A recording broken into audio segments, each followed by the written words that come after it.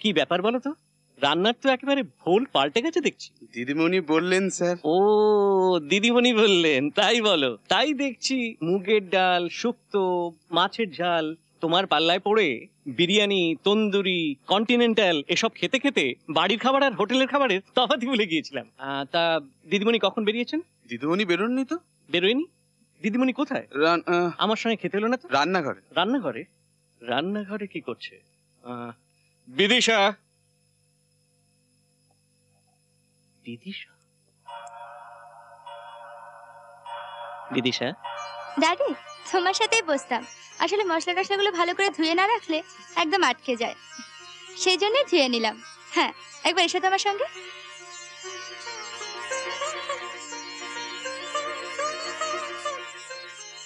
রাত্রে তোমার পার্টি আছে বলছিলে না, তাই কোটটা আর প্যান্টটা ইস্ত্রি করে রাখলাম। দেখা তো ঠিক হয়েছে তো? বিদিশা। ড্যাডি।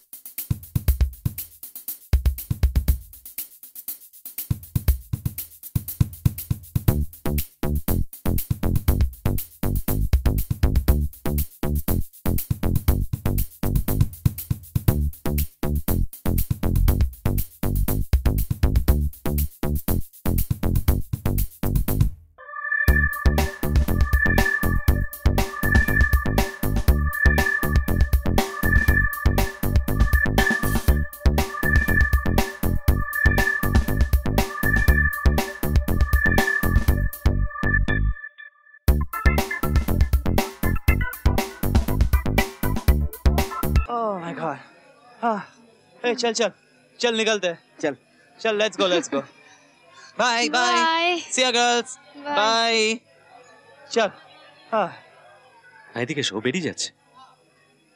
হ্যাঁ চলো ওকে ফলো করি। হ্যাঁ হ্যাঁ চলো চলো চলো।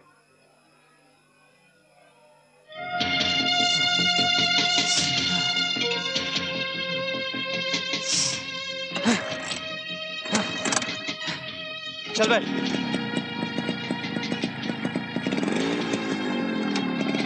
এসো এসো।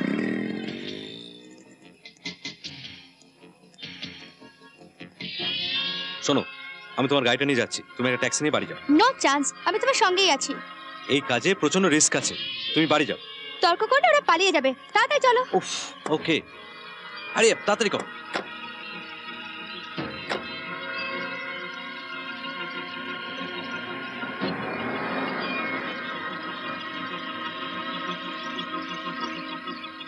তাহলে আস্তানাটার ট্রেস পাওয়া গেছে।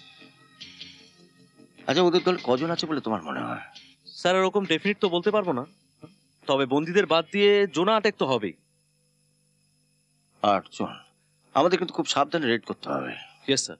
হোস্টেজেস, আই মিন যারা বন্দী অবস্থায় আছে, তাদের লাইফ কিন্তু খুব রিস্কি। স্যার আমার মনে হয় স্যার আমাদের আন্ডার কভার মানে ছদ্মবেশে যাওয়া উচিত। স্যার ওটা আমার এলাকা ছিল, আন্ডার কনস্ট্রাকশন বাড়ি, ওটা দীর্ঘদিন পরিত্যক্ত অবস্থা পড়ে আছে। হ্যাঁ স্যার, স্যার ওই পরিত্যক্ত বাড়িগুলো দখল নিচ্ছে যত আন্ডারওয়ার্ল্ডের লোকজন, এবং সেখানে তারা নানা রকম অসামাজিক কাজকর্ম চালিয়ে যাচ্ছে। আসতে পারি স্যার? না মানে আমাদের একটা মিটিং চলছিল। Oh I am terribly sorry. আরে না না, আসো না। Thank you. এসে যখন পড়েছেন প্রয়োজনটা সেরে যান। নিন বসুন। Thank you sir. আমি এসেছিলাম। স্যার কি হলো? স্যার শর্টে শার্ট টান। মানে? স্যার একটু আগে তপন বলছিল না ছদ্মবেশ, তাই স্যার আমি বলছিলাম ওরা যেরকম ভাবে একটা ফিল্ম ইউনিট সেজে কিডন্যাপটা করলো, আমরাও যদি একটা ফিল্ম ইউনিট সেজে রেডটা করি। Excellent, excellent idea, excellent idea. ব্যাপারটা আরো বিশ্বাসযোগ্য করবার জন্য আমরা তো মিস্টার বিশ্বনাথের সাহায্য পেতে পারি। মানে আমি তো কিছুই। না না, আপনাকে কিচ্ছু বুঝতে হবে না, আমি বুঝিয়ে দিচ্ছি। আচ্ছা, কিছুদিন আগে সাত্তু কিষানের স্ত্রী, তার ছেলে, তার বাবা কিডন্যাপ হয়েছিল, মনে আছে? হ্যাঁ সে তো আছেই, আমি তো প্রত্যক্ষদর্শী ছিলাম। আমি তো আপনাকে বলেছিলাম সেই ডিজিবিটা ক্যামেরা। ছাড়ুন আপনার ডিজিবিটা ক্যামেরা, আপনারা ফিল্মের লোকরা সবাইতেই ডিজিবিটা ক্যামেরা দেখাচ্ছে। শুনুন যেটা বলছেন, ওরা যে পদ্ধতিতে মানে ফিল্ম ইউনিভার্সিটি যে পদ্ধতিতে ওরা কিডন্যাপ করেছিল, ঠিক একই পদ্ধতিতে মানে ফিল্ম ইউনিভার্সিটি যদি আমরা রেড করি, ওদের ডেরাটা আমরা জানতে পেরেছি। স্যার কে? স্যার আপনাকে না, আমি মিস্টার বিশ্বনাথনকে বলছিলাম। ও আচ্ছা, বলুন। স্যার হিরোর পার্টটা আমায় দেবেন? আমার অনেক দিনের ইচ্ছে হিরো হওয়া। সত্যিকারের ছবিতে তো আর এই জীবনে হিরো হতে পারলাম না, না হয় মিথ্যে করা ছবিতেই হলাম। ওয়ান্ডারফুল। আপনাকে কিন্তু অনেকটা ওই প্রসেনজিতের মতোই দেখতে। Thank you sir, thank you sir. আপনাকে আমি হিরোইনও জোগাড় করে দিতে পারবো। আমার গার্লফ্রেন্ড আছে, দারুণ নাচে স্যার। ঠিক আছে ঠিক আছে, ওকে নিয়ে আসুন। Thank you sir. ঠিক আছে, তো আমি কোন রোলটা করছি? কেন স্যার, ভিলেন? বাহ, খুব ভালো। Out, out, out. তাহলে আমি উঠি মিস্টার সেন। আপনি আমায় ক্ষমা করবেন, আমার মাথা ঠিক ছিল না, মুখে যা এসছে তাই বলেছি। না না, ওসব কিছু নয়। না না, আমি কিছুই মনে করিনি। তুমি কি? না না, তেমন কিছু নয় মিস্টার সেন, মানে এরকম একটু একটু হয়েই থাকে। প্লিজ আপনি আমাকে বলতে দিন।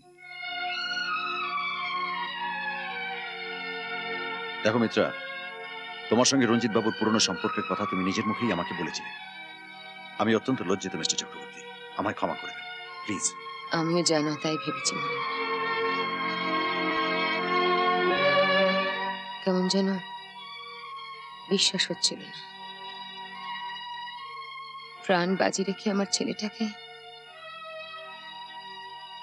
আমি যেন সেদিনের মানুষটার সঙ্গে আজকের হিসেবটাকে মেলাতে পারছি না। আমি আমার ডিউটি পালন করেছি মাত্র। কিন্তু যে চাকরির ডিউটি পালনের জন্য প্রাণের ঝুঁকি নিতে পারে, সে ভালোবাসার দায়িত্ব পালনের সময় পালিয়ে যায় কি করে? এর উত্তর বোধহয় আমি দিতে পারি মিত্রা। সে কি তুমি? কালীঘাটে যেদিন তুমি বিয়ের মালা নিয়ে দাঁড়িয়েছিলে, সেদিন শ্মশানে রঞ্জিত বাবু তার মার থেকেও বড় দিদির দাহ কার্য সারছিলেন।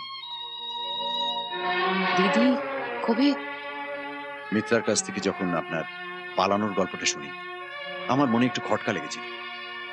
তাই আপনার মেসে গিয়ে আপনার রুমমেট কাঞ্চন বাবুর কাছ থেকে আমি পুরো ব্যাপারটা জানতে পারি। আর তারপরের ব্যাপারটা তো আপনার সবই জানা। তুমি গিয়েছিলে? 11 দিন বাদে রঞ্জিত বাবু যখন তার দিদি শ্রাদ্ধের কাজ সেরে ফিরে এলেন, ততদিনে তাড়াহুড়ো করে আমাদের বিয়েটা হয়ে গেছে। আপনি সব জানতেন? আসলে কি জানো মিত্রা, যেদিন তোমায় প্রথম দেখি সেদিন থেকে আমার মনের ভেতরটা কেমন ওলট পালট হয়ে গিয়েছিল। হাস্যকর হলেও ইট ওয়াজ লাভ এট ফার্স্ট সাইট। তাই তোমাকে পাবো না এই চিন্তাটা আমাকে পাগল করে দিত। তাই রঞ্জিত বাবু সব ব্যাপারটা জানা সত্ত্বেও আমি তোমার কাছে চেপে গিয়েছিলাম।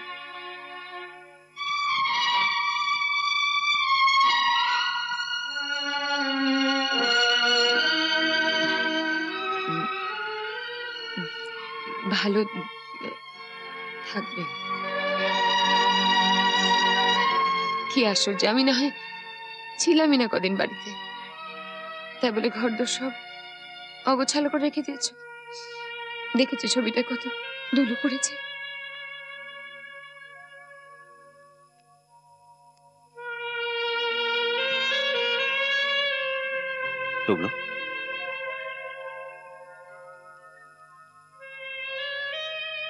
God bless you.